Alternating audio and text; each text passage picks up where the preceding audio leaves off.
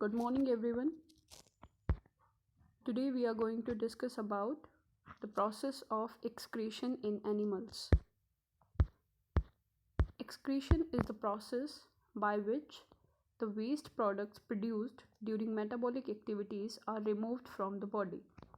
In unicellular organism, the waste products are removed from the cells into the surrounding by diffusion. In multicellular organism, the waste products are removed through specialized organs. The excretory system consists of a pair of kidneys, a pair of ureters, urinary bladder, and urethra. Each kidney has a number of excretory units called nephron. Nephrons are the structural and functional unit of kidney. This is a diagram of human excretory system. This is a diagram of nephron.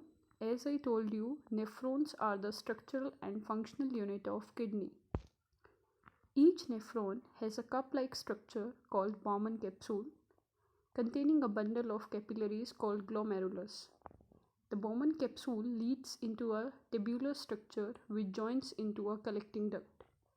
The renal artery brings the nitrogenous waste like ammonia, urea, uric acid, along with excess water, salts, etc. into the nephron. It filters the nitrogenous waste, water, and salt, which passes through the tubular structures into the collecting duct. The waste then passes through the ureters into the urinary bladder and then is sent out through the urethra as urine. The useful products like amino acids, glucose, salts, etc. are reabsorbed by the capillaries around the tubular structures and goes into the renal vein. Excretion in plants. In plants, the gaseous waste produced during respiration, carbon dioxide, and photosynthesis O2 are removed through the stomata. Excess water is also removed through the stomata. This process is called transpiration. Some waste products are stored in the leaves and removed when the leaves dry and fall off.